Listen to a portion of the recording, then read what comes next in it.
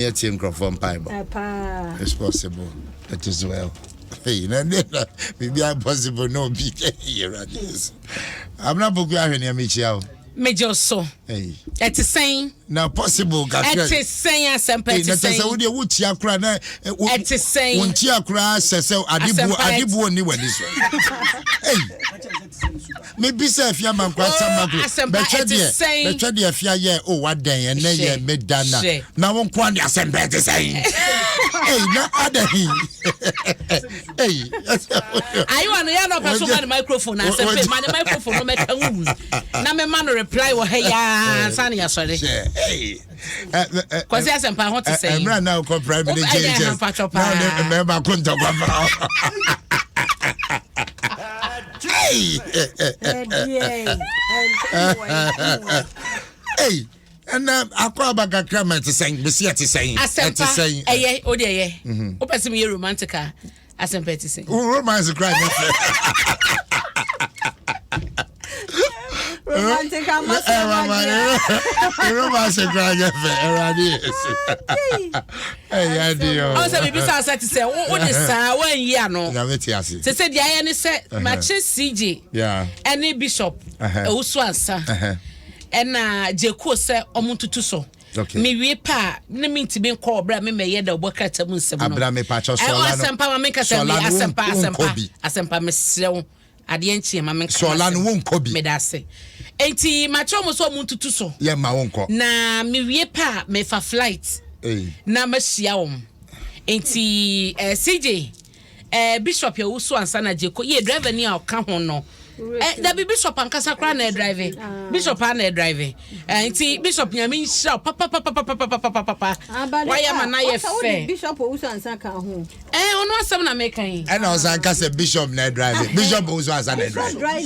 Bishop driver na drive. Why you confused? Bishop driver. So sorry, ono na drive. Anti Bishop na drive. Onti kra o ma cancel all flights. CJ. Aha, anti ye Bishop no. And a driver. David CJ no wan kire mu ye. CJ say who tie me a send the message bra. Send the message bra na oyesa next time ko baby am nkoja o. Enti no dia na ka dia akosie no mame sanfa we nto aso. Nyame ya adom a ochena na ye CJ birthday no. Na enne enyambo Sunday na ye. Sunday na ye season na fit. Na ye fit Sunday. Enti enne nyame ya adom omo nam kwan mu a wo moko. Enti ya dofo papa bi a chiri ne bench mo ya ma na ye fe. CJ se minyina na na mu ne na mase. Fe pa na ja yenwie ye di ebehia mo. Enti no ebia na afe na obi te de na ye de na CJ ye. CJ de wo ye nyina ne se bebi adom be afinie meboa. Ana ye sure, ena baby adom oba tan a wonya batan papa wo no koja no to baby ena CJ adopte akra no ya hwa no a wo nakwabi hwa no mu a na ne birthday we die hwa ne orphanage home we orphanage home ti ne birthday we no na wo sa ne wo kɔ na ye ne baby adom kodi ne fefefe ne ye de baby adom bank na ye kura pese ye hu baby adom enti ye jeje moa kitua bie akwa se nwanwa wanyina be se CJ papa obesa no mama de so ya ya kokɔ ne tseni de ase CJ dia me bompa se CJ bedu ona enwi na fuo go mu yini ti hu ti na man ti ni se CJ no o dabi se enwi aba ho ti no tseni de se CJ me ba cha CJ on hwehwem se bia ya mama CJ hwehwem mu yie na na kwa bi dia kwa wa ne ha de ti no na CJ ni ase pasa na wo kai na nti mo sa na mo ti CJ nko asempa dia enti no ye ni anka ye kira asem ni hwe ya se nya bone ase unko na asempa nko CJ nko dabi na za de nko asempa dia mpacho me hwe wani mgba me ne bo adwen momo number ubetumi ade aboa support ye no 0244 afia nya botre 0244 55 79 0244 Don't say momo and our fafa. Kitu ebiensa. Edi ebeba e je forcing. kakra bi ensa medofo e Sunday ni edida no ye da ni nyina na se bia wo aduane mo ne anwa yi wo bi kan foods bi bibia wo bia ne mfa nko orphanage ho se de omo ko nti bibia ne enyemo no bibia no bibia ni na wo area ho na obi wo area ho betumi atoa wo na fa so bia base se ne momo no so na yentumi ene ne ya ni sikakra ne de ama wo so a ye nyame hira mo ne ama ye no ye ni aso ye da mase nti efia ye wie pa mefa flight akota akire na cancel all flight baby adom he baby adom he da so one na chosa kwara we nya sije dia o beka se be abra be ya ha we ye nyi what ye o sije wa wo dia wa mi ama na ya wanwa asempa pa chopa enti no ye kwa na kwa bi orphanage home na yakoye ama na ye fe yakoye ama na ye fe enti bishop driver on the no why na adwen say Toma no be frɛ me enso bishop me ne no case wahu energy ko social media na chief Jerry Forsen o madi kan abna poko ahwene ba be tachire na ye no kama wo sola menya sure so be ko o afia me shoki wo awana mabuki flight awana me bacho be yi anyum we ma me wati na de omu ye de me wi amebo ka me de me nya na ka me ko o me de me ko me ko afia me ko eni emu odu anto so wa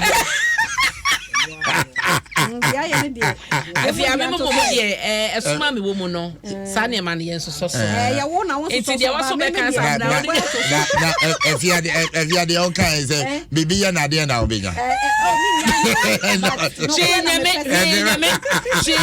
ko me ko bibi ya na de na obenya just wo kra de twa flight ticket a watchem sa na ye ready enti wo pa mo freti go na mo misa no tigo nyankwada bibi ya pa machi de we ne ye nyina mo nkanto yeso da bi sa nyun pacho ntumi mo me da sa da bokata no ya chase ma me fa nkom awana nyum no ye a obebo wo heya na nkwa watie da bokata deliga da fiase ya ready me da se pa enti me deliga da bokata na eto aso sa nyum ne de ebebo de ebeka pipes na wo hwemu a ensem e wo ha draw so ena ye we de efe no me hu se fiade gine ho menna wo ko Instagram afia man kwa posti wo ko Facebook wa posti ade na efe sei Kinshasa woto so miensa ena wo gina mfinifini ena wote kokko so wo se tutu oto so mienu ejina eye efa ena cheseledi Julia wono so gina fa kente papa bi sikakọ ena penyefo dida wo mo ho na efe what two for what Ghana nim what Ghana nim papa what tia sentiment so nim na na won kwaso ya kwada efa kasa e da delegate nim ha sei nti ni nyina no ye dwumade sonko a ekoso ewo eye England so hu na eye mo tonsa omo hwemu eno so two for wadwa no so bra be shebi be kan ho na ye nyema ne fe ho asem wo ha nyambo ochina na ekoso den edni siso enti enie unko afia ho nko hunu ya daily guide dia ba eda ha ama enti anu abehwe pepepe wate me ho odi enti no ye nko ye nim na wonim se special prosecutor ye rekisie jaben wono so atonsa e dia frɛ Professor Frimpong Boaten ese wo mrana ensem bia wo so yiyi ano ene bia evidence bi ne bibia wo bia ode beboa amahwemu akoso no famra na Professor Frimpong Boaten atuna no mutu a kyerse eyampa se ne nsa kankrata bia etesa ne sente no wono so ya hoboa ya bibia eye special prosecutor ehia abema dwumadi a wodie ne hwehwemu a woye no ebawie peye no waye ready a wobekɔ edne nyina so akoma no eno so ho asem e wo kratafa ni fetu sunsia daily guide mu eno achin so no sam ye wo haya o ena Aljazeera for the hwehwemu bi ba ya na eno no ye gold mafia ekɔwi akyire no na abrante Alistair Matthias brayi wakasa dwananum a so obi kwa ne de ba ya ɔkɔka so mampani akufo ado hyɛ ne botom no wɔn de wanka ne saa na so ɔkyerɛ sɛ wɔno no ne dwuma wodie ɛyɛ money laundering ho ne amanyama krempo no amanyofo bi wa bibre matɔefo man ma Ghana ɛka ho bie ya no krempo no mampani akufo ade yɛ mampani yo ɔno no wɔkyɛ sɛ wɔso ayɛ ne lawyer kra pen na ɛno ne nsɛm bi ɛkeka ho a ɔkeka wɔ mu no ɛna ɔmampani akufo adɔ ɛne ne secretary tina ase ana ɔmo dwendwen ɔnom se dabi deɛ ɛkeka kɔ na sɛ ɛyɛ yɛ no guaseɛ ɛyɛ de fia bato ɔmampani akufo adɔ di ho ɛna ɔmo kyerɛ nkrata tententen de kɔyɛ yɛ de no wɔn hyɛ ne sɛ Aljazeera foɔ ɛmɛtwe nsan ɛmpa ho akyɛw saa ɛyɛ document na ɔmo yiyɛ ɛde bɛto abɔnten no na Aljazeera foɔ nso ɛde ho nsɛm abɛkyerɛ sɛ nkrata no wɔn nsa ka wɔn nso a wɔn ayi ano ɛde akɔ na biribi a wɔn bi a wɔso mu yi ano ma ɔmampani ɛna tenaeɛ no ehunu ɛteɛ no wɔn ayɛ ne saa na ɛno no tietie no online bi ne adeadeɛ bi a kenkan ya na so wɔn kyerɛ sɛ wɔn ne obi ani chopper ni ntwe nsanyɛ ɛno nso ho asɛm ɛwɔ daily guide da bɔkrata yi me patɔ wɔn saka obehunu emua amanneɛ ɛna ɛyɛ saa National Cathedral ho nsɛm ɛne sɛdeɛ ɛyɛ nipa bi ayere wɔn ho a pɛso wɔn ya kan nsɛm ɛde gu ho fi ɛma kyɛ sɛ bɛyɛ unpopular ɛwɔ man mu a minim baabi aduru no unpopular no ɛnya yɛ deɛ a ɛyɛ wa ɛna wonim yɛ nyina so no yɛto man mu bi na no na executive director wɔ da National Cathedral no anom Dr. Popoku Mensa ɛkyɛ sɛ deɛ nkrɔfo ɛyɛ na wɔn pɛ sɛ wɔn gu wɔn ho fi ɛsɛ wɔn din ne dwuma wɔn edi no wɔn hwɛ yɛ san sɛ enya de no ɛbɛma ɛyɛ dwuma de wɔn de ɛsɛ wɔn ani so ɛsɛ wɔn die no ɛbɛfeli ɛho asam ɛda ha na wɔkyerɛ sɛ adeɛ baako yɛ na ɛmu wɔ brɛma no ne sɛ mmarahyɛbadwafoɔ bi wɔn ho ne sɛ wɔn pa kontabuo na so pa kontabuo anka ɛkwan pa hɔ ma wɔso de fa so deɛ dabi nipa da sania timi kɔkɔ nya biribi a na so wɔn ho ne sɛ deɛ wɔnya no ɛyɛ no kra na ɔde akɔto social media ɛwɔ bro no aso nim sɛ nyɛ social media ne ɛgye kontabuo no wɔse saa ne ma no kɛbɛyɛ a wɔn bɔ saa bra ne nyina ɛntwe wɔn ho firi ho ɛma no ɛnyɛ pɛpɛpɛ wɔn nyina bɛtɔ de bra yɛ roku de to ablakwa ɛkɔ posti yɛ ɛwɔ ne Facebook ana wɔkyerɛ sɛ wɔhwɛ National Cathedral no ɛne ɛbra yɛ incorporation no yɛ gye tum ne yɛ twɛtwɛ ho nneɛma ɛyɛ ho krata no mpanyinfoɔ nsɛm wɔn de kan de ba yɛ ɛso wɔn register no wɔ Washington no wɔse no kura bi anim ne mom na yɛ US ɛho nsɛnsɛm nso de bebree ɛna ɛgye gu a daily guide ɛde ebi mu amaneɛ aba ne nyina no ɛwɔ ha si a wɔn saka bɛkenkan bi ama me ɛhyɛ wɔn aso ɛna aso no yɛ pam no free Ghana na ɔfa kwati kwan so ɛsan bɛwura mu no kɔta hunu sɛ da bi otietia mmara no so wɔafa mmara anya adwuma no ɔde ba Ghana ha sɛ ntia no ɔma convicted nanso no wɔn mfa ne sentencing ɛma yɛ kosi sɛ asɛm na da hɔ no nyina no wɔn ebedi akɔ awieyɛ daily guide mu amaneɛ ɛno no yo ɛne daily graphic da bɔkrata ne die nie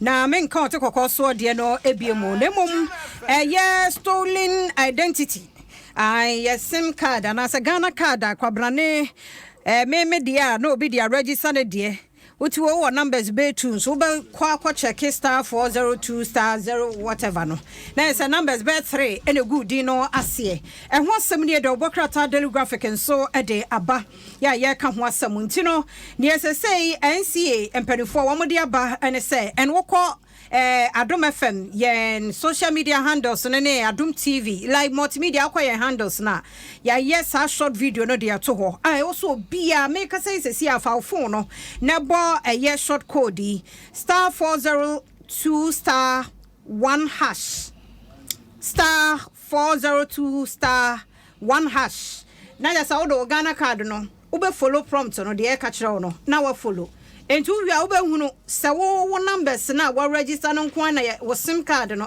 wo Ghana card no a register wobɛhu no sɛ nkrɔfo nso so die wɔ mu a ne nyina wobɛhu ɛwɔ hɔ nti mesrɛw wo a wotie me saa dre bia no short code no yɛ star 402 star 1 hash na just wa follow prompt no ɛno na betumi amo amom yɛnyɛ saa die wɔ afi sɛ bota yɛnti a yɛde Ghana card ne ba yɛ no asa nkrɔfo na saa yɛ smart ɛsɛ yɛ nneɛma foforɔ enti yɛme ani na hɔ nti daily graphic da bɔkrata no nso ɛde aba na wokɔ ɛyɛ page 20 no a say no mampani abedi akire de we digital man bibia wo de ye rewura mu na wo se afi enkwana wie ye no na tasi kasa hodo aye wo man mu bia wo so aye digital enti said ye uba ne yango nom ne ade ne keka ka ho no ebe kakra afi nkwana wie ye bompa ye sasa nkwa hoden wa ho de a mampani abedi akire se taxi so sa ne ebe ye no fi se UK mem wo mo system bisa enti se uba ye adwuma sa na taxi so ye be ye ne sa tie ne ye ne sa monwonwene ho na fe ye hwe kwan pa bebo a obi a meye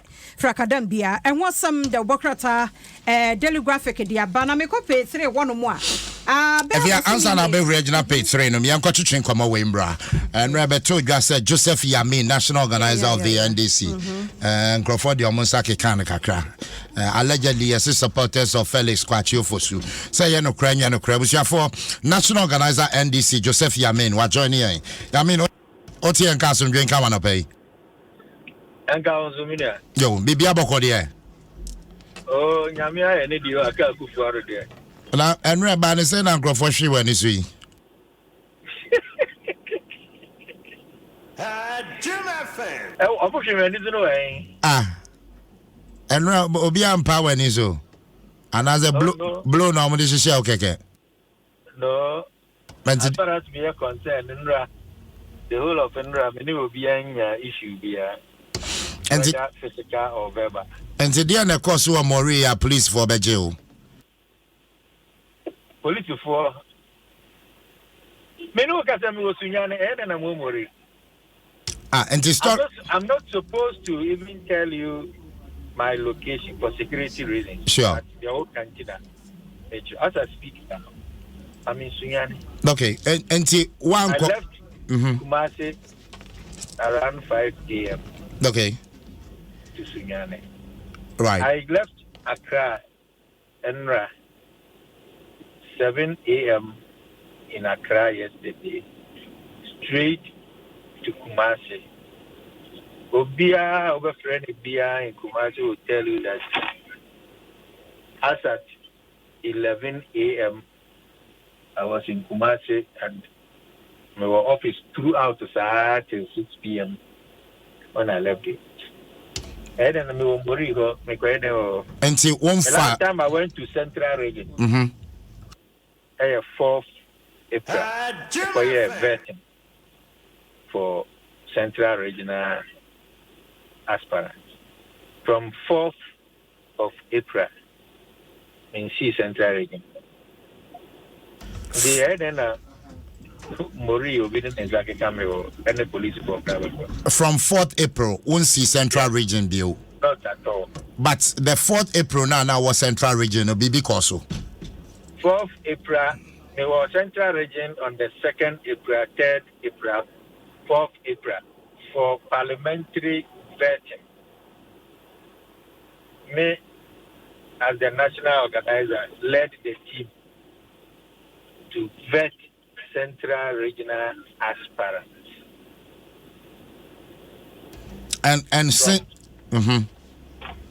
From that 4th now, yeah. Adom FM4, more report now more report to the vetting. Let me see how the bar Accra in Central Region. And the one that this our story about. Okay, and see, Yamin, is it that when you be dean say when this Yamanyokonum, or photocopy party say, when you be dean say, I say, Obi or one, Unini Jabeka Samoyan Tafo. In the NDC, I wouldn't even but as far as we are concerned, there's only one Yamin. But I'm surprised of this news. You see, around 11 p.m., and I mean a call from the Deputy Regional Secretary for Central Region. About 3 days ago, I know some discussion with a teacher. The baby was the school. We're trying to get him to do an extra classes for him or try their own fancy. Okay. So yeah, Casano, and also he's driving. So, or drew where he's going at. Now a friend and to that discussion. That was 3 days ago.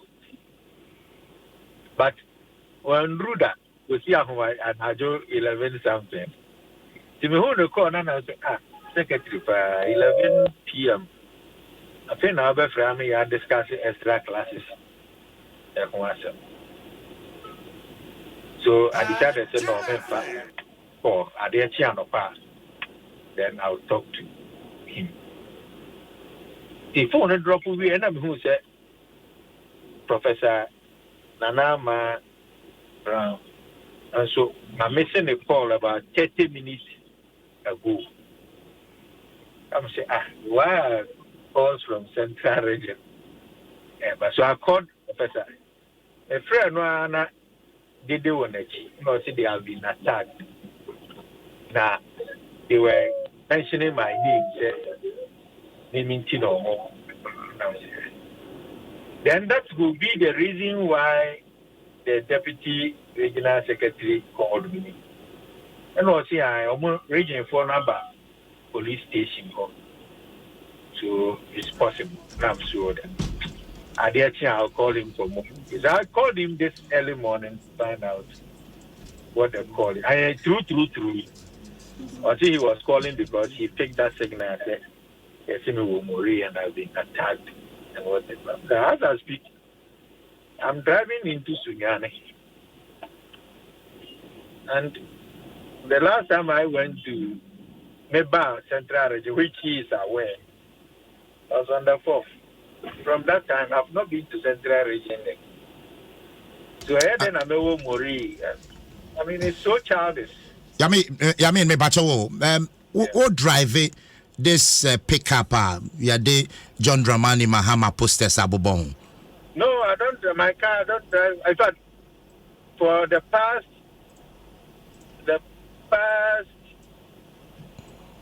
4 months, maybe 4 or 5 months. I've never driven a pickup before. But as national organizer, Bibia Beto when him say Ntokwebi Akosuwa Mori. No, and I mean to say, and you know, incident they see I say. Now what hobby no? Prof has been attacked. Yeah. And that they were mentioning my name, say me. That's the only news, but currently your Facebook I will join your Facebook I'll be home pick up and I vandalizing a boy can see be crowd them is it that Yamin so who boys who are more real me boy our more representative is like you say as national organizer there you have people who work on the grounds for you. Is that not the case? No, me a national organizer I deal with regional organizers to deal with the constituency organizers. Yes. And if I want to do any work in any constituency, regional executives will be in the. As I speak now, may move to one region which I won't tell you. Mm-hmm. But regional organizer is aware of my coming, and program he had put in place the program, so I only go and join in. Central Region, even on my private visit, regional organizer, regional organizer, I'm in your region, but on this is my private because me free Central Region. So because Central Region, it could be family issues. No, so school was Central Region. Yeah. Because Central Region, it could be on the bar. Okay, so has there been any day? What Central Region, of course, we refi ho or Basuko school ho wako ho ebia wako stramo without informing the regional organizer. BBC akosoda. Not at all. You want the regional organizer? I was they called him, and I said there's no way Yamin can enter the region without informing. Apart from everything, the regional organizer is my brother, and they on even party lines throughout the Tunchaya. I have that relationship with him. If I'm entering the region, I tell him on this who's a metro man, either you cook master and mapa or maba warfare or maba is here, or I'm there to do something private.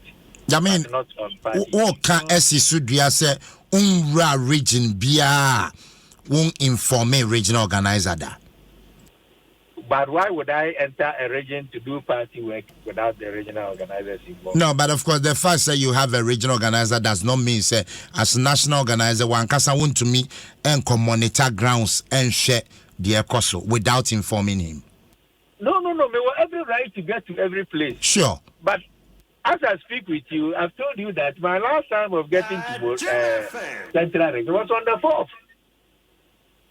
No, but if I will enter central region, I will inform my regional, especially semi-corrupt constituency to meet party for my own safety and my own security. I have to inform the party executive. No, but I mean, I didn't know be linked to this. So I won't call central region since 4th April. You have to find out from whoever is making that allegation. Why? Because before you make an allegation, you see, vandalizing now, it's going to cost them. Because the more vandalize on the basis say me, it means that you didn't do your intel work before taking an action. Because and linked to Yami. So why would you take an action when you don't have your basis? Okay. Whoever almost in the car, the person should charge them. Or China be no so be small so a you may be a man with a one. Then no manipulation information here because as of now, the police will have to arrest whoever the perpetrators are. And so you're small on your name, only actually do a show and you pay for it. And the FF was Yamin Nsem need a course or more in him.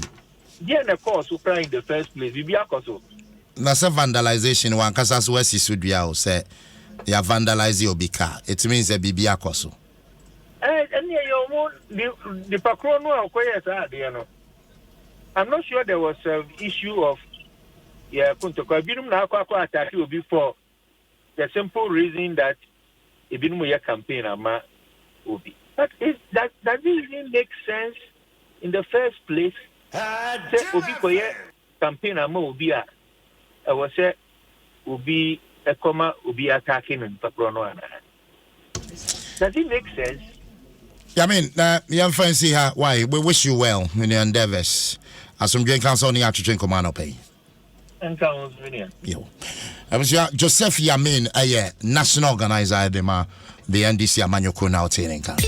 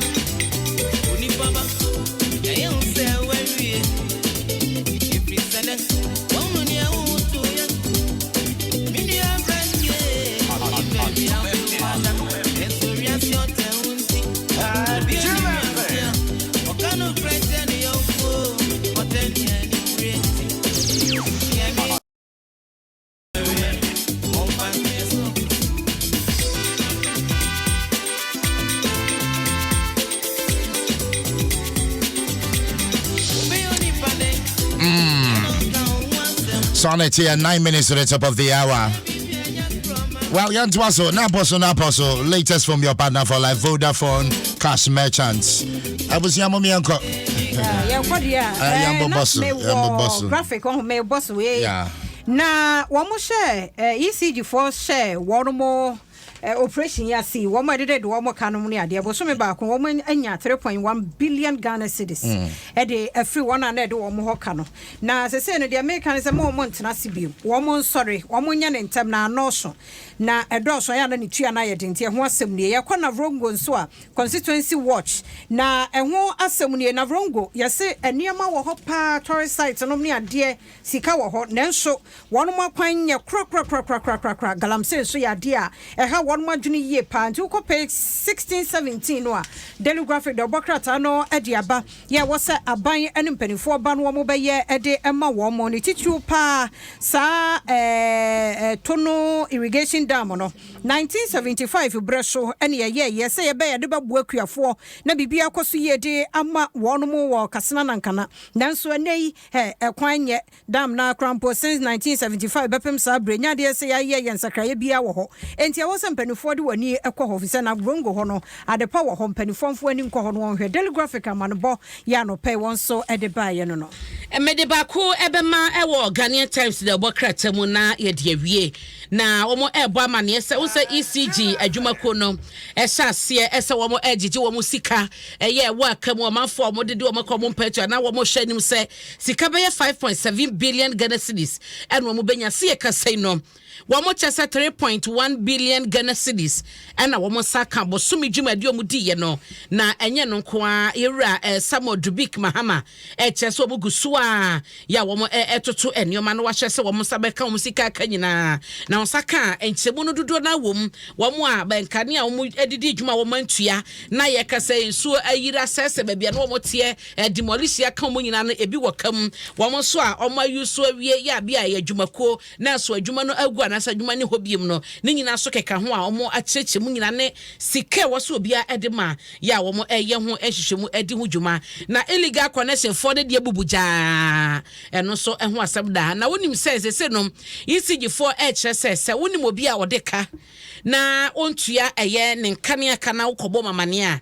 eka dodo a wode oman no a wo mbege no wo mu percentage wo mu percentage be 6% ejudi e wa fo ani bubu se adwuma na wotim na mo ye adwuma na mpanyifo ntua entua nkane aka no na ukoyi wo we kra nyese ukoyi wo mutu wo yi oman ba paso adwuma so ahu na wabo modin abo mamane na o maba o ba sika na o beje bia no wo mo kakraje enti mo hyase na mo yi nkrofo to mo mamane the finder the bokrata ni abrame fanya na fe birthday for ne mra na weni hia yankas ahodo of tanks akese no yase ani ho kwan se ye fele ema ne yemma ebuso ye dangerous pa se me yemma buso abonse na liki fafa ho behuna na afe yasija atom na nya kasa akese no nkwankuma wo ka bia empo cylinders ye de ye dwuma se fie se he ba bia wo hia cylinder bia no ya na o fele a yese mem ye fele ma ne nyama dan efri se wo fele no ono an wo hia space